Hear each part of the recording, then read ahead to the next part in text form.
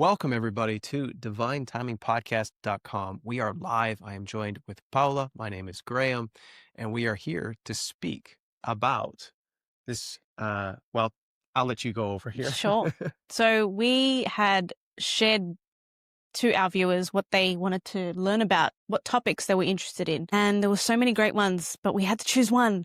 So we chose one specific one, which was knowing when helping someone is becoming enabling and how to protect your time, energy in relationships. So we were thinking about this and we were kind of reviewing how this has impacted our own life and the personal experiences that we've had and what we learnt from them. And we wanted to share the wisdom that we've gained from our own personal experiences and share this with you guys. Tell stories, share insights, and also speak to and answer your questions too. So we're going to do Q&A as well. But we're going to get right to the point and hopefully share things that will be helpful for you in those scenarios and metaphors and things that we've also learned along the way. I've been to a couple courses and things I've heard this topic talked about a lot. I'm very passionate about this topic. So if I ever get too passionate, just put your hand on my leg and tell me to calm down. But I really value this insight here. And I think this is really important for you guys. Maybe some of you already understand this at an easier or a basic level, but then there's other levels that are more challenging.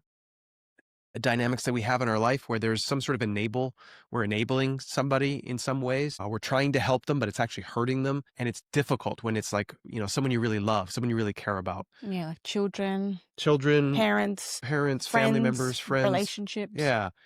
So we want you guys to think about a relationship or somewhere in your life where there's a dynamic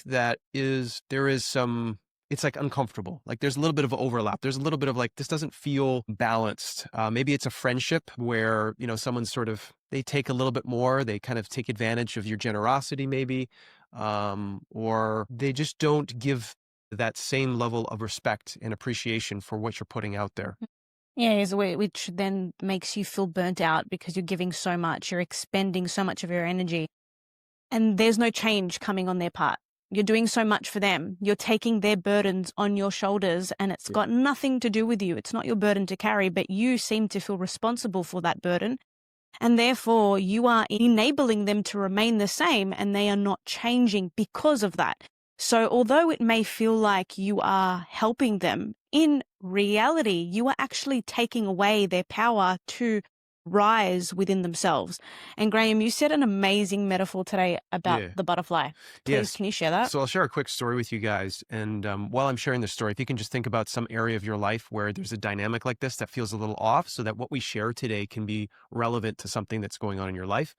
So there's this old story that I loved, and it's about this young boy who is watching these caterpillars, and they're crawling up on the trees and they're forming their cocoons, and he's been watching this process, develop, and he's heard about what happens. The caterpillar creates the cocoon, and then eventually it breaks free and becomes this butterfly. And so he's very excited about watching this process happen. And the first butterfly is about to crack open out of this cocoon. And he watches it so intensely, and he sees this butterfly just struggling to crack this cocoon and to break free. And he's watching it, and it takes a while. And he's going, man, this seems so hard for this butterfly. I wish I could help it, right? And so it finally breaks out and flies away. And he's like, you know what? That was so beautiful. I want to help the other ones. I want to help the other butterflies get out of these cocoons easier so they can just get out and live and they don't have to struggle for so long with this cocoon. So he goes and he finds another cocoon and he sees it start to jiggle and move. And he goes, okay, great. This one's ready to come out. And so he cracks it ever so slightly, just helps it crack this cocoon. So he just breaks it just a little bit, gets it open, and then the butterfly wiggles its way out, and much easier, far easier than having to break the cocoon itself, it gets out. Now, the problem is, as soon as it gets out of the cocoon, it falls right to the ground and it dies. It can't fly. And the moral of the story is the cocoon actually was necessary for the butterfly to strengthen its wings. It needed that resistance. It needed that container to build up the muscles so it understood and knew and had the strength so that when it finally broke free, it was able to fly. And so often in our lives, we see other people struggling, going through a difficult time, or being challenged by something. And this doesn't mean that you shouldn't be compassionate and try and help people. It means when we feel so uncomfortable within ourselves, we don't we're trying to get rid of that uncomfortable feeling. Mm. So then we go into someone else's life and we interfere and we enable a behavior or an activity, or we hurt them in the long run because we don't allow them to build their own strength, their own resilience, their own balancing on their own 2 feet. If we're always stepping in. And this comes from, which I think is where we want to look into in our own lives, us being unable to be with someone else's struggle. Yeah. We want to take it away from them because it hurts us.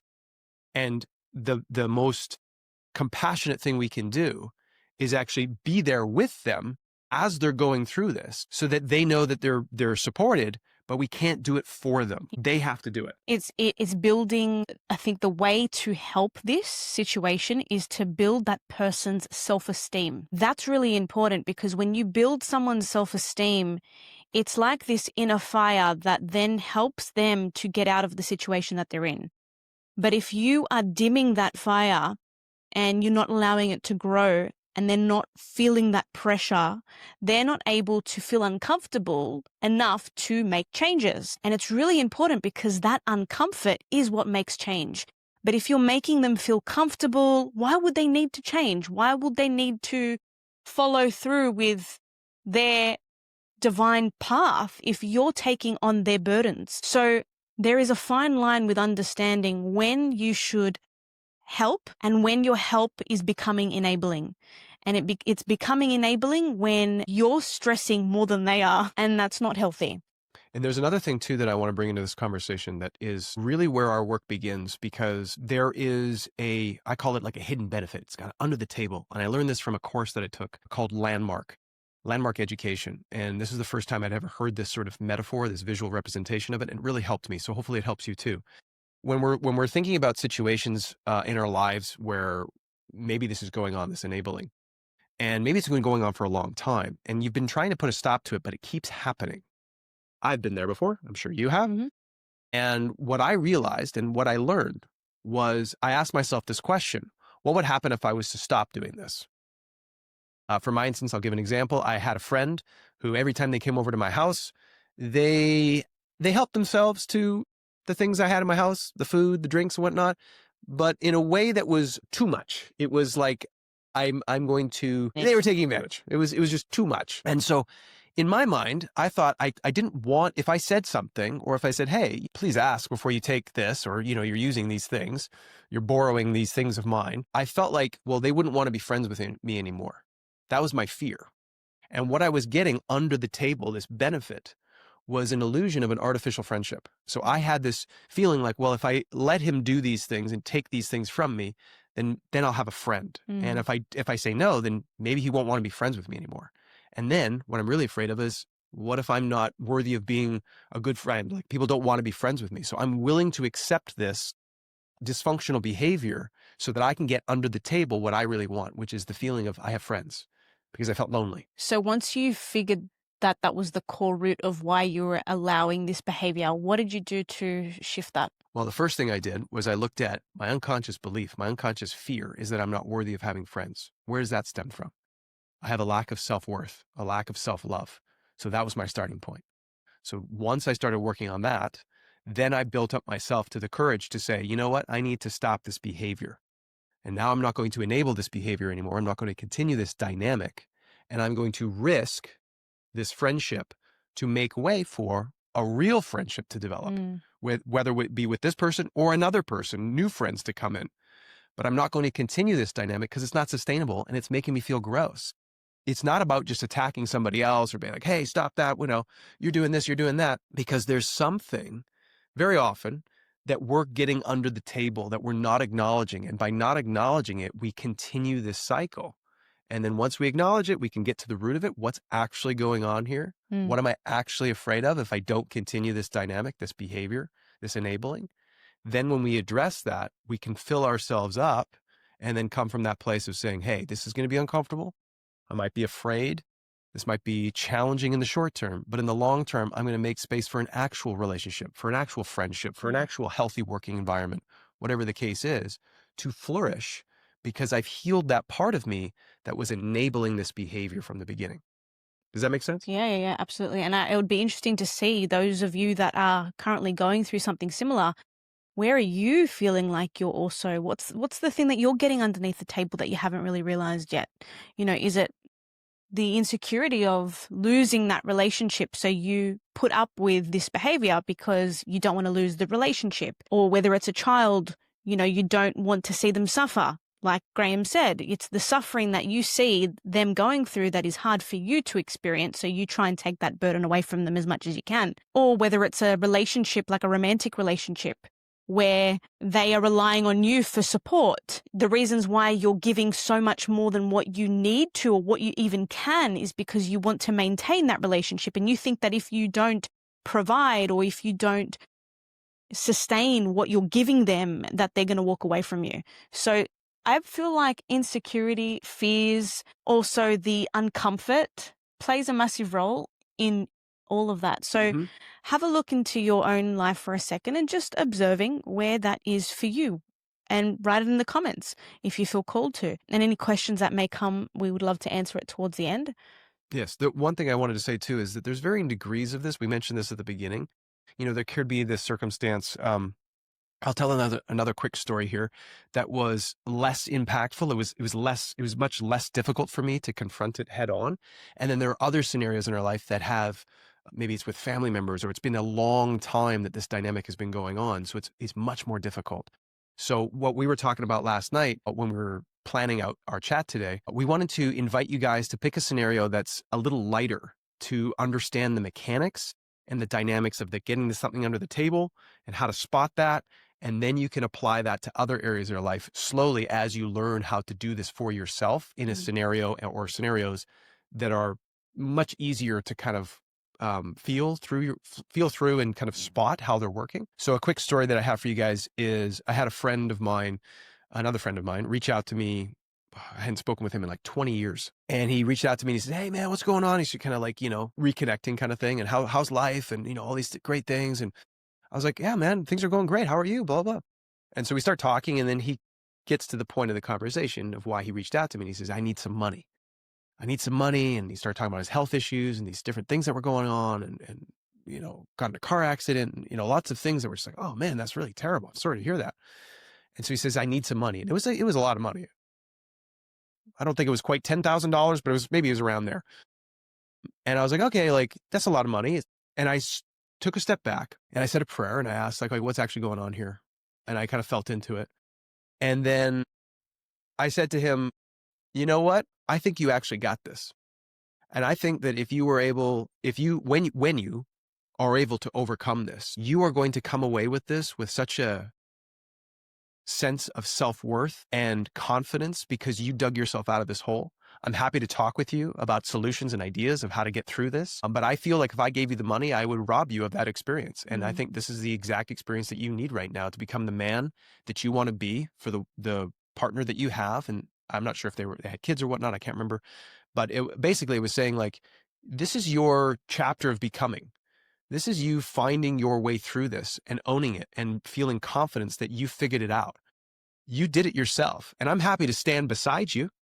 I'm happy to be, and if you want to shoot ideas off me, think about different things, I can help, coach you kind of thing through it. But I think this is your time to shine. I think this is your time to rise and face this and prove to yourself that you could get through this. And he just wrote back, "Thanks, man. No one's ever said that to me before. I really needed to hear that." And I was like, awesome. I was afraid initially, and this was a very much easier scenario. I was afraid, like, oh man, maybe this guy's going to think I'm a jerk and that I have the resources, but I don't want to give it to him because I'm selfish and I'm greedy. And maybe he's going to go out and tell people that. And so I had to be like, "Oh no, that's ridiculous. Of course not. That's not where my heart is. And that's not at all true." But I had to face that fear and think about that and go, "Okay, I can easily face that, move into that, let it go." And then I was inspired to share that with him. And boom, we hit the nail on the head and away we go. So that was an easy example that I wanted to give you guys of, I could have easily enabled him and participated in that, which I have done in the past. I've lent friends thousands of dollars and I've seen the impact of that because Mm. they didn't pay attention to the inner world of what I was feeling energetically. Sometimes it is the right thing to do to give people some money or to help them out or to be there for them. A But I hundred think percent when it becomes chronic, chronic, yeah, or even in this sense, this friend has never asked me for money before. So it wasn't chronic, it wasn't repeat. you But could tell the energy, but the signature that was yeah, coming. inside the signature of it was like, this isn't, there's something else going on here. So I think the core message that I have often pointed towards is get honest with yourself and be present to see the scenario for what it is and what's actually going on. And if you have fears or resistance, tightness because you don't like this, you don't want this person to feel this way, it's uncomfortable, deal with that first, because otherwise it's going to run you into a direction and into a dynamic. It's not sustainable. Yeah. I've had something probably interesting, not similar to what Graham's experienced, but basically on the same thread of the topic, where I, in the past, had really given up my own life for someone. And I don't mean that like I've sacrificed my life, not so much like that, but I feel like I almost like swapped lives with them. I took their life on and Responsibilities from their their life. Yeah. responsibilities. And it was an interesting observation because it was the first time that I've ever gone through something similar, something like that. And there comes a point where you hit that moment of enough is enough because it's taking so much out of you that you're almost losing a part of yourself. And that's why we said, you know, this isn't working. I want my life back. Because there's a part of you that you feel like you're losing because you're giving so much and you're not getting anything in return. Not that you're expecting something in return, but it's almost as such as that you feel like you're losing yourself and who you are and your identity. And that's not part of your soul's purpose. That's not part of your soul's path. You've come here to experience you in your uniqueness. You're not here to take on someone else's karmic path. It's not serving them by doing that, and it's not serving you either. And you started out in a very genuine Yeah. and authentic expression of wanting to contribute and give and share. But then it became the responsibility. Talk about that shift when you went from a genuine place Yeah. of just wanting to help, and then how it transformed. At what point did you go, this is not energetically balanced Yeah, anymore? for sure. Thank you. Thank you. Yeah, so it did obviously started with compassion and love because that's where it all starts from. And it's a very strong relationship. This person is very close to me. So what I was kind of experiencing was I didn't want to see that person suffer anymore. And I felt the only way to make it better was for me to step in and try and take that pain away from them. Yeah. So I saw it in that light. And although I stepped in with my heart and my soul and just so much love and compassion, within the year, I recognized towards the end of that year that I was literally, I swapped lives with this individual and I was taking on so much of their burdens that it started to consume me and I felt like I had no life. And if you ever wanted to have a life or do your own things, And then because it became so tension. comfortable for that person that when I did want to step out and start taking ownership of my life again and doing the things for myself, they felt like they had authority to tell me what I should and should not do because I've enabled them and I've kind of placed them in this position. So there's a lot of unlearning, unbecoming in this journey of like, okay, I need to set this boundary because enough is enough. I can't live like this anymore. And by the end of it, I literally felt so exhausted because it's like this, I have to call back my life. And in turn with that, calling back my life, living for me, actually also helped them too, because it built their self-esteem, it built their courage, it built them into the person who they are today because I stepped back and allowed them to find their courage, their fire within themselves to take back control and take ownership of their life and transform it. And they have, which is great. I'm thank God for that. And I want to add to through our conversation last night that the recognition of under the table was a fear, correct me if I'm wrong, a fear of losing the relationship with this person. So you were kind of like, I really care about this person. I love them and I want to help them and I don't want to lose that. So it came to a point where you effectively were like, it's not worth I'm willing to go, enough is enough. And I'm willing to recreate this in a healthy dynamic. Can you say that in your own words? Because I'm kind of putting words in your mouth. Yeah. So when Graham asked me, because I actually never really looked at it before, what I was gaining underneath the table. And it was losing that relationship with that person, it not being as strong as it was when I was helping them. I didn't want them to judge me. I didn't want them to hate me. I didn't want them to disconnect themselves from me because I love this person and I still do. I love this person so Yeah, you have much. a great relationship. Absolutely. We have a great relationship. But what I was gaining was, that relationship, that really close bond. And also I didn't want to see them suffer. I didn't want to see them be in pain. So that was hard for me to be like, you know what? I almost feel like my pain is greater right now than yours. I need to save myself. And you made a decision to say, I'm willing to risk this idea of our dynamic on our Mm, relationship and put myself out there to create and invite them into a new dynamic of relationship yeah. that is healthy, Yeah. that is respectful of both people. And that's ultimately the most sustainable foundation that you can create a relationship from. Because if your relationship is based on begrudging or like, oh, I have to do this, otherwise they're not going to be friends with me, or they're not going to, we're not going to have this relationship in our family, then you're always going to have this bitterness. There's going Yeah. to be It's resentment. resentment. Yeah. And so I'm sure none of us want that. So this is where you have to call it out. I do want to bring up a comment here because I thought it was really good. Kathy Cohn says, I sometimes get stuck with people who want me to teach them something, but really they want me to do it for them. I end up investing a lot of time that doesn't pay off. Yeah. Right. So Kathy, for you, obviously you want to help people out, right? You know something, you want to share it. And so you help some people out. Maybe they say thank you, and then maybe you help some more people out and they go, yeah, could you just do it for me? And you might think, oh yeah, maybe I can help out. Yeah, I have some extra time. I can help them out. But you can start to feel, like you said, it doesn't pay off. There's an energy where you're like, I want my life back. This isn't working. And I don't like this dynamic. And so this is where there's an actual genuine gift. And if people are coming to you and asking for help, then maybe it's time for you to say, hey, I have no problem helping you, but here's what it costs for my time, or I need you to go and help somebody else. Once you've learned this, I need Mm. you to go help somebody else and then report back to me that you've helped them. You got to pass it forward. There has to be some sort of exchange. It doesn't have to be monetary, but there has to be an energetic exchange so that people value it. Otherwise, a lot of people won't learn their lesson and they won't learn how to walk on their own 2 feet because someone else is going to do it for them. So she mentions, I end up having I end up investing a lot of time that doesn't pay off. So that's a choice. That's a choice that you're giving. That's something that you have decided to do, not that they have asked you to do it for them, like, as part of your comment. They're just saying that they're asking for help, but then you then choose to do it for them. So that's a choice that you're taking. So because you're choosing to do that, can you also choose not to do that and set that boundary? Because that's also something that you need to look within yourself and say, hey, where and what insecurity am I holding that makes me feel like I need to do this for them? Is it because you don't want to see them suffer with it?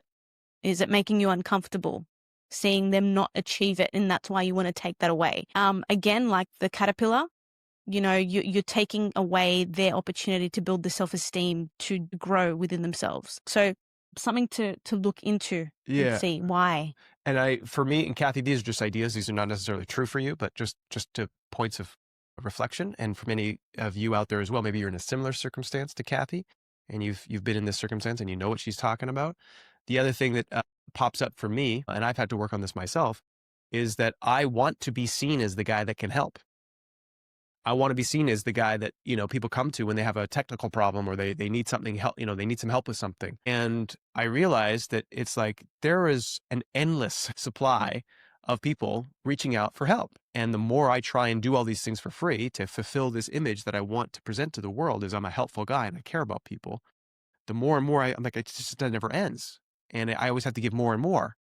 And if I ever don't give, then some people get really upset with that. And then they start like calling me names or being, kind of like angry with me. And I'm like, wait a second, like I've given so much. Why am I expected to keep giving and more? So I had a belief system underneath the table that I was getting it was feeding my ego to feel like I was Mm, a really helpful guy. And I didn't want to face the fact that, hey, if I didn't help somebody and they got angry with me, that would affect my identity, this ego, that I'm a really helpful guy. mm. You know what And that that was reminds me more, of? sorry, 2 seconds. That was more important to me in the unconscious state Mm, than actually being genuine and looking at this and going, you know what? It's better for me to actually let this person do it for themselves. And if they want to call me names or if they don't understand, I have to be willing to put up with that because this is what's actually going on. So it's important for me to honor that as opposed to honoring my ego and wanting to be seen as some helpful guy. That was for me, Kathy. I wanted to share that because that's something that I worked on in the past and still work on to this day to remind myself that I have to honor where people are at. And if I feel genuinely called to help, great, I'm going to help.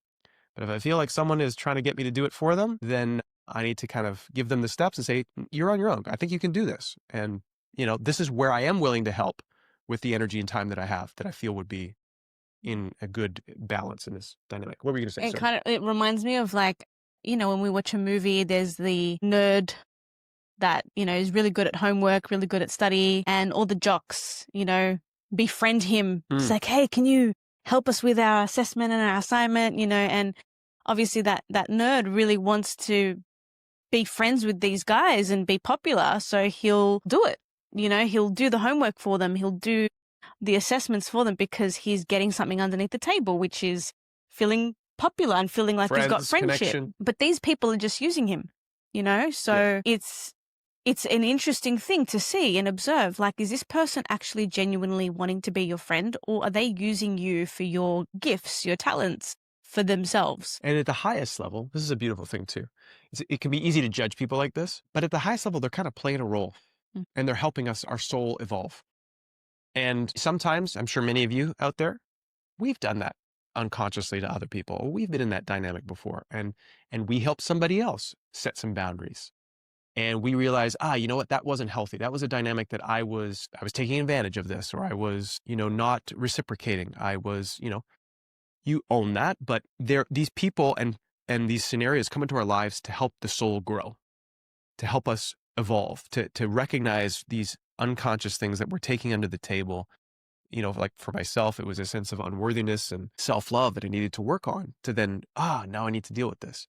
And I dealt with it. And now I have great friends in different scenarios. And I don't allow those dynamics to come into my life because I now recognize them.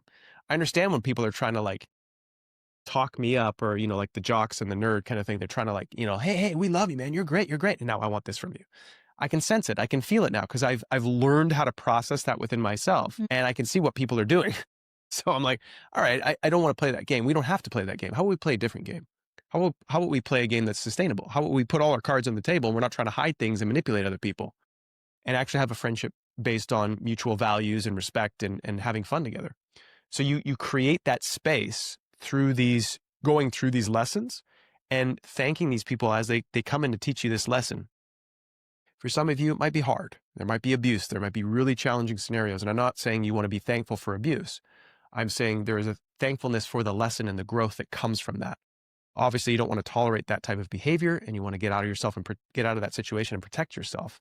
But there is a beautiful gift that comes from mastering this, mastering your energy and taking back your life, as we entitled this talk. I want my life back. See, this is one of the things that we were speaking about last night when we're having a chat about the soul lesson and the reasons behind what's actually going on and how this person is playing a character in your life, how you are also playing a character in their life to be able to help them indirectly without you consciously being aware of it.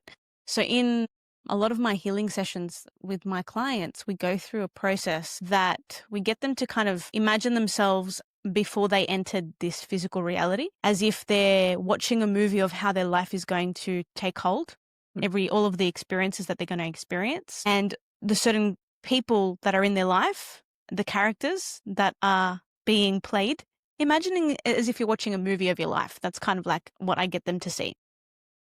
And each character has a role to play. But before they became this character that hurt you or that caused this pain, they were a soul that decided to play this role in your life so you can learn specific lessons so your soul can grow. So when we go through this experience of reviewing this, the emotional and energetic charge and egoic attachment of what this person did to me and this victim conscious state is now diminishing and becoming smaller Mm-hmm. because of that. So this technique is so powerful because as soon as you come out of that experience, you see that person in a whole different light. You no longer see them as the person that's ruining my life. You see them as, wow, what are the lessons that this person has taught me by being in my life? It can be very Yeah, difficult, but I like that exercise too. it's difficult in the conscious state, but it's not difficult when you put them into a meditative state because their ego is sleeping and their higher subconscious self is awake, listening to the suggestions. Mm. So when they come out of that meditation, they feel differently and they see things differently. And it's pretty transformational because we get some pretty hard things that people have gone through, like, Yeah. pretty challenging stuff. So there's ways around this. Yeah. And that's what we wanted to share with you guys and talk about and encourage you on in your own way and in scenarios that you can are less charged, let's say, so that you can spot these patterns. You can see what's going on within yourself. You can have compassion for yourself. You can deal with that. And then you can create something new that's sustainable, create a new dynamic where you're helping people, but you're doing it in a way that feels nourishing and they are doing it themselves. Let's say for in Kathy's situation where maybe Kathy, you put out a video and you say, here's a bunch of videos I'm gonna put out to help people with these things. Cost you $1, but at least you're contributing something so that there's an exchange here, that this actually feels worthwhile of an exchange. And if you can't afford it, write me a letter about, what's going on. I know a lot of people do that sometimes when they offer things, they want to help people. And some people can't afford to pay that, circumstances happen and you have scholarships and you can give away free videos, or you can give away free products, for those people. But Mm. very often it's actually, there is a beautiful process of expansion that comes from being like, I want to be able to afford this. I want to be able to contribute. I want to be able to be a part of this experience or go on this retreat or learn these new skills. I can't afford it right now. I have a great friend who just went through this experience and he was struggling and there was an opportunity for him to go learn a new course, travel and do this new thing. And he stepped up and he found ways to make it happen. He didn't go around begging people and, taking out these loans, and he stretched himself and he grew. And he is a better and bigger and stepping into himself more and more and a bigger and better man because of it. So it was through that struggle and that constraint, that cocoon, that now he's flexing his wings now. So he needed that. So I think that's important to for other people too. Other people have to go through that. And we're like, oh, I don't want them to experience this financial hardship or, have to pay this. So I'm just going to help them out and do it for free. Maybe in certain circumstances, that is the right thing to do, but really honor and tune in so that you don't rob somebody else of that flexing and stretching their wings and figuring out new ways to share their gifts or to develop their gifts. So that's what I wanted to say. Anything else you want to say on this topic? Honestly, that's pretty much Kind of it. That covers it. sums up everything that we wanted to share about this specific topic. And we thank you so much for sharing your interests of what you wanted to hear more of. And we're going to do more of this where we give it to you. What do you want to hear us speak about next? What do you want to hear more of? How can we best serve you? Because this is what it's all about. We're grateful that you've stuck around throughout this podcast, and we want to kind of look at these questions and see now what we can answer. So let's do that. So we're going to go into some Q&A right now. If you guys have questions, just type it in the chat here on divinetimingpodcast.com. We have the chat up on screen so we can see that. I'm just going to make it full screen here so we can see it all the way here. Okay, so if you have questions, just drop them in the chat here. Linda says, how to deal with this scenario, guilt trip. I don't understand that fully. Do you understand that? How to deal with this scenario, guilt trip. So I'm assuming it's like, how do we deal with when someone's guilting trip, like giving us a guilt trip? How do we deal with guilt trip? Okay, so in the context of our conversation, the way I would see this, and I'm curious to hear yours experience as well, is that's the dynamic of like, okay, you're changing how this whole thing works. And I don't like that because this dynamic's been going on a long time. So I'm going to try and guilt trip you that you're not a good person. You're not a good mom. You're not a good friend. You're not a good whatever, because you're not allowing me to take whatever I want out of your refrigerator. And so what they're really saying is the dynamic's changing. What's going on with you? I want it back. So I'm going to use everything I can to kind of put you back into that position because I don't like this new dynamic. What's really going on beneath the surface here is that you have to recognize, what am I getting from it, allowing this behavior to continue? So there must be something. There must be something that's going on here.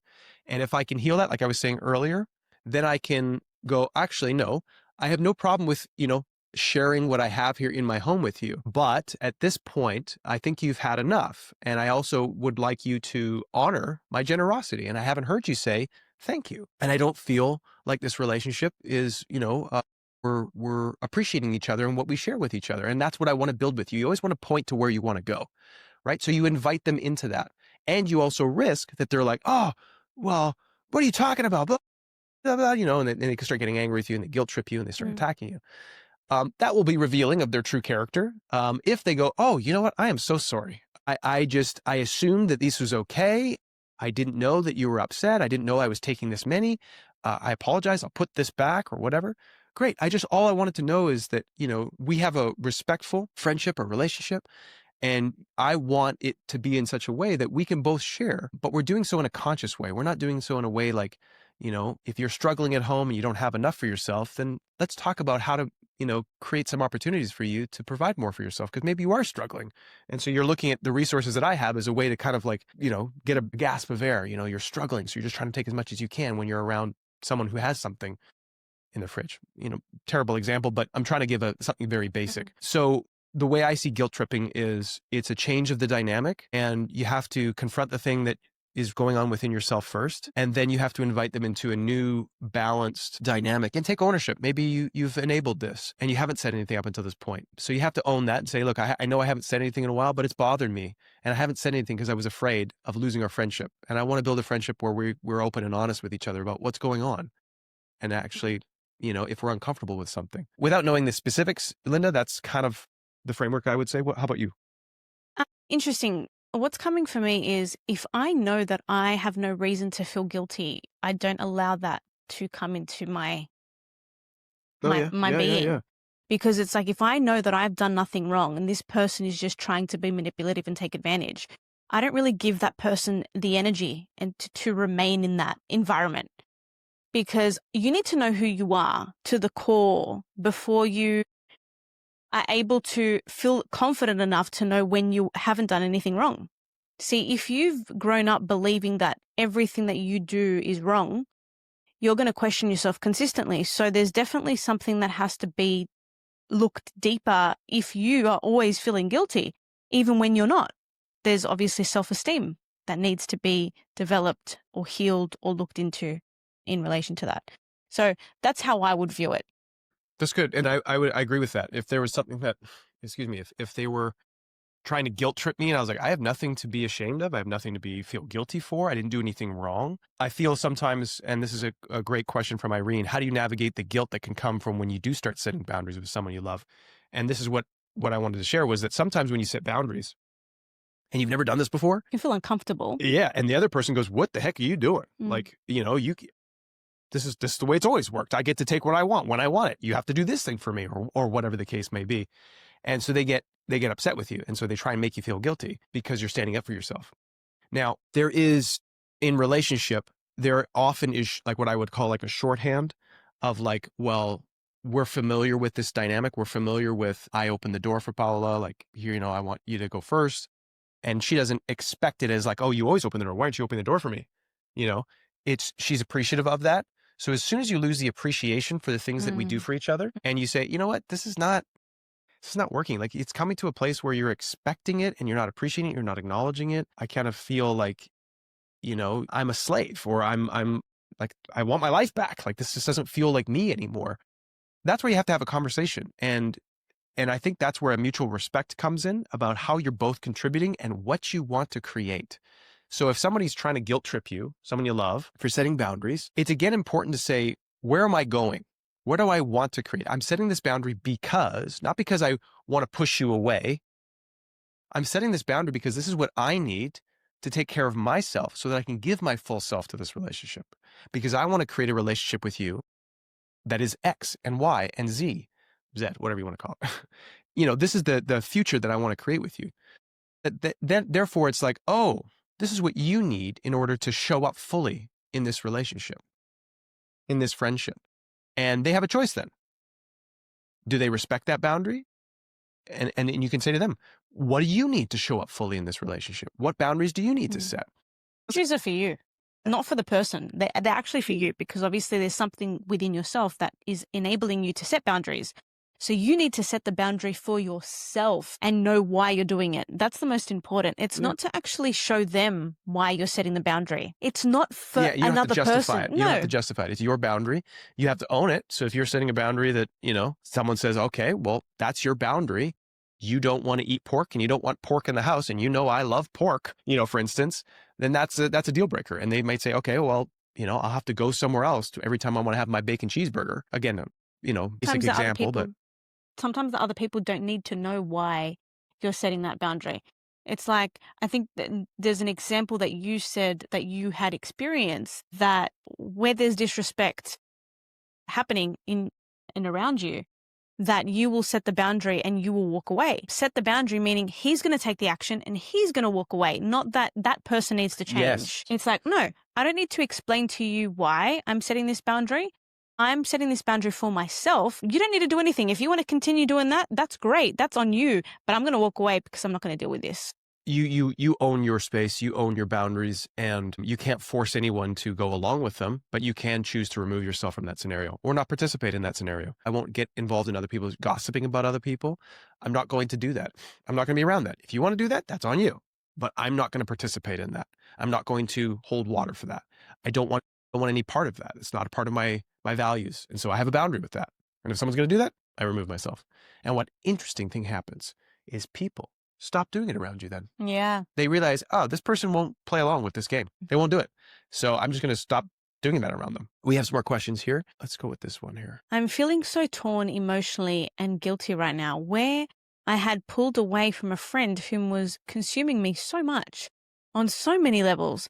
I felt so much better mentally and physically since I removed myself, but recently her cancer has returned and has asked me for help. My heart wants to help as I love helping others. How do I navigate this where I have family commitments weekly but do not want to help, but mindful of burnout? That's a tough one because I know your experience and I know your background as well because you've gone through something similar. So I'm sure that you'd want to return that favor in terms of being there for someone because you know that you would have really loved having that support when you were going through what you were going through in your life at that point. So it's interesting because I know you're feeling torn and guilty. You pulled away from this friend. It was consuming you. Why? Why was it consuming you? What was she doing? Why were you feeling so consumed? What's her characteristics? What's the deep core of who she is? It's not your responsibility to take her burden away from her. She's obviously got this because it's something that she needs to learn from it. And just because you are not taking this on your shoulders as if it's yours, doesn't mean that you're not a good person. It means that you can love and you can hold compassion and you can offer support, but you don't need to take this on your shoulders and carry it for her. That's the best advice that I could give you. You can show compassion, you can show love, but you don't need to carry this for her. And if you are finding yourself carrying this for her, then that's something that you need to work through. It's not something that is a her problem. It's a you problem. Does that make sense? I hope that helps. I would also add into this, I agree with what you said, to say a prayer in each moment and ask, how am I best to serve in this moment? Is it to just be a vocal support, a friend on the phone? Is it to show up in person? Is it to give them the space to learn what they need to learn? So often I have wanted to tune in and say a prayer and be like, okay, what should I do? Oh, I don't need to do anything? Okay. And then I don't have to do anything. But then it's like, a few minutes later, maybe a day later, now's your time. Now's the time to step in and help and do this and do that. So stay in tune, stay in that state of listening and prayer. You'll get the download. You'll get the go ahead. You'll get the green light when it's time Yeah. and when it's time to stop. And your ego will be like, oh, but I don't know. I really want to do this. And what if she thinks this about me? Whatever. That's okay. Those thoughts will happen, but come back to the heart, come back to the prayer and ask to be guided. Yeah. Ask for this guidance of what do I need to do in this moment? How best to serve? Because you have no idea the divine plan, this sort of beautiful unfolding of a soul's journey. And I personally never want to interfere in a soul's journey of what they need to learn for what stage they're at. I want to support them as best I can for what I feel I'm being called to do, but I never want to step on someone's toes and I never want to interfere with that. It's important to honor people's journey. And that means to be compassionate still. Doesn't mean you shut off and you numb out to it. It means you tune in and you listen and you serve and you'll be given the answers that you need. And God would never tell you, I need you to take their burden away from them and I need you to hold it as if it's yours and I need you to stress about it. That's not what he's going to say to Yeah, you. yeah, yeah. He's going to say, just love as I love. He's going to say, be compassionate and understanding, be patient, but he's not going to tell you that it's your responsibility now. You Yeah. have to go step in and take this away from her. No. And that would kind of goes back to what we were saying too about like being unable to be with someone else that's uncomfortable. We don't want them to feel uncomfortable. We feel guilty, or there's emotions going on within us that we don't want to feel. We're unable to process. Maybe we're unconscious of. So then we want them to go away. So then we immediately do some action. We do it for them. We take it away from them. We pay for it. I did that in a previous relationship, and it was very, very difficult. My partner at the time, she wanted to do these different things, and I wanted to just help her out. And I wanted to remove any of the barriers and boundaries for her doing what she wanted to do. And by me doing that, I clipped her wings. And nothing that she would ever put her energy and time into was able to stand on its own 2 feet, because she didn't develop that strength, because I was always in there trying to remove all those boundaries. And it Mhm. was like I was doing it from a place of love. I care about this person. I want them to do well. I want them to succeed.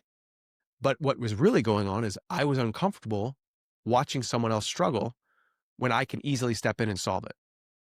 And I wasn't praying, I wasn't tuning in and asking, what does this person need in this moment? Mm. I was going, I don't want to feel this way. And I just want to get this feeling gone. So I'll just step in and solve it. And Mm. it ended up sabotaging those things. So in the long run, it didn't work out. And it interfered.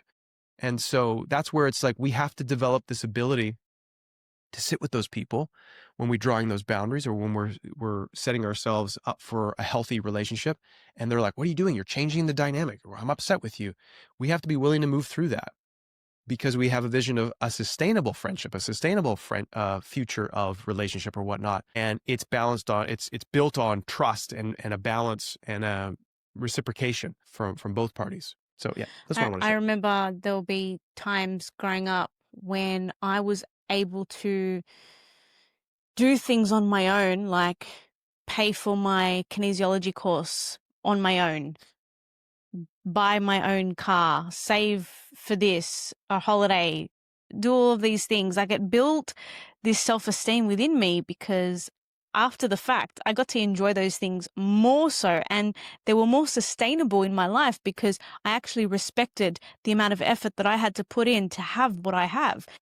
And all the times that I would get a handout, or mum and dad would help me and this would be done for me, I wouldn't appreciate it as much because there wasn't that effort that I put in. So that's an interesting fact. I mean, think of it yourself. How many times have you done stuff from your own effort that made you feel so much better than when others gave you that handout? Although it's great, it's not sustainable to hold that. Yeah. And that's the tough love. That to me is the most beautiful form of love, is when you can hold space and you can stand right there with somebody as they're struggling, as they're in pain, as they're not figuring, I can't figure it out, and they're crying, or they're upset, or they're frustrated, and you're right there with them. You're not trying to take it away from them. You hear them, you're there with them, you're supporting them. And that to me is like the real richest form of love, Mm. because it's you're there in the trenches with them. You're not trying to take it away from them. You're there working with them as they go through it and they come out the other side. And sometimes I've also seen in situations in my life, you actually need to remove yourself. It's the highest form of love to remove yourself, because you understand that you being there, it won't allow them to take that step. That's rare, but it is. Even sometimes you have to say a prayer about that. Is it best for me to be here in this scenario with them? Is it better for me to step aside, to remove myself, to give some space? And I've had that work wonders in my life as well, where then later on we've reconnected and boom, beautiful, wonderful, more sustainable of a relationship, of a friendship, because I honored that and I gave that space. And that's what happens in life. People move through things. We go through chapters in our lives. And we get so torn and caught up in the short term fear of, what if I never talk to this person again? Or what if this changes for, I'm not, go to God, go to the divine, say a prayer and follow that. Because I have never done that and been like, oh man, that Mm. ended up far worse. It's Mm. so much worse now. It's more difficult in the short term to have that faith and to trust and to take action on that, but it always pays off in the long run. I have never seen it not pay off in the long run. So I'm sharing with you what I've experienced. I wonder why each of you address God only in the masculine. Does the creator not have a feminine aspect in your view? How does she show up for each of you? Or does she not? If you would like to share, I would love to hear your thoughts, perhaps a topic for another time. This is a great question, Barbara. Thank you for that. Most of the time, I refer to God, divine. I'll use different words. Very rarely will I use the pronoun he or him for God. I understand why people do. It's like it can be familiar for a lot of people. This is just my perspective. I don't think of God as a man or a woman. To be honest, I see God as in beyond the mind, beyond the concepts and the labels that we have. It's just Joseph Campbell said it best, in my opinion. God refers to what is beyond the capacity of human language and what we can wrap our heads around. From my own experience, has been an all-encompassing love that always will be and always has been. That's been my experience. But everybody has a different one, and I respect that, whatever that is for them. That's why I have used multiple times God, universe, divine, higher power. It's just more, for me, it's just important that you tap in and open yourself to that, whatever it is. And if you want to call it a man or a woman, if that helps you, great. But just do it for you. Listen for yourself, as opposed to, well, everybody else says this, or 70% say this, so I'm going to use that word. Listen for yourself when you tune in. What comes up? Mm. That's what I would say. I think for me, the reason why I say he is because I obviously grew up Christian Catholic and God was always depicted as a he. Now, obviously, in my journey of realization that, of course, God's not just a gender, a he or a she. It's a being, it's a source. It is not a human. It is an energy. It is the all-encompassing all. It is the beginning, it's the end, it's the everlasting. I still say he because it's so deeply rooted in who I am. So I hope that answers the question. Yeah, and a lot of people will refer to God as a he, and some people, they want to refer to it as a she. Is there any religion that refers to it as a she? No, not that Yeah, I'm I'm aware not of. aware of that, but Yeah. um, But I kind of say like, not a religion, but we were reading the book, The Gospel of Peace, the Essene Gospel of oh Peace, yeah, and they refer God as the Heavenly Father, and then they refer the earth as the earthly mother. So it's the masculine and the feminine. So when God says, I've made you in my image, and there are two genders, mm, masculine and feminine, there are two qualities of God, masculine and feminine energy quality. The mm, balance of yin and yang, the polarity, it exists. The provider, the nurturer, yeah, it's there. yeah. The book is called The Essene Gospel of Peace. Yes, it's a great book. Love it. Thank you, guys. If you have any other questions regarding to our Topic topic today. of today, I see some other questions, but if you have questions within the topic that we have today, we'll answer a couple more. Julie says, in Hinduism, some of the names of God are female. There you go. Ah, yes. Thank you. Um, okay, I think that's it, guys. Unless there's other questions, we get some thank yous here. Good. I'm hopeful that this was helpful for you all, and I enjoyed this conversation like it today as we did Yeah. last night. We had a really I love rich. it.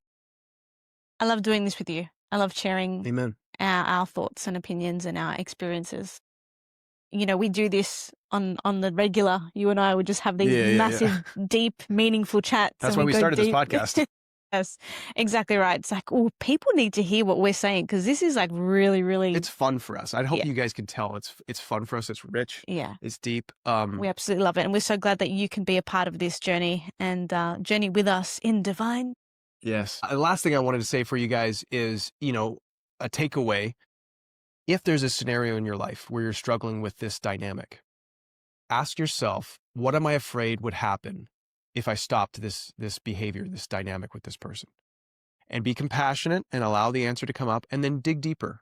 Like I was saying, well, I might lose my friend. Well, what does that mean if I didn't have a friend? Well, if I didn't have a friend, then I'd be alone, and I feel like I wouldn't be worthy of friends, and who's going to want to be friends with me if I don't let them do this? Well, so what's this really about? I don't love myself. I don't think I'm worthy. So that's where I start. So asking yourself that question of, what am I afraid would happen if I stop this dynamic? If I stop participating with this? If I set a boundary, what am I afraid will happen? And then what? What am I really afraid would happen? And then what? Now, sometimes the answer will pop into your head right away, and it's not really what's going on. So give yourself some time and some space to feel it and allow it to emerge and be compassionate with yourself.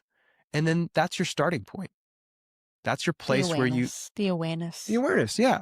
And then to love that part of yourself, to set that part of yourself free, to let go of that insecurity or that self doubt and to nurture yourself, to pray and ask for guidance so that you can step forward. And then you can set those boundaries and then you can start you can invite people to reimagine the relationship, to reimagine the dynamic in a sustainable way, in a way that that foundation is going to be solid because that's what we really want. We want solid friendships. We want solid relationships. We want harmony. And it's kind of like we want to get rid of those dynamics that there's a leak in the boat, Yeah. you know? The dynamics that create dis-ease. And yeah, and then if we don't solve it, it creates disease because we're constantly leaking our energy in this scenario. We don't want that for you. We don't want that for ourselves. Mm. And it's important that you take the steps to patch those holes in your boat, in your energy, in your awareness. So blessings, guys. Thanks for being here. Awesome, guys. See you guys soon. Thank you for joining.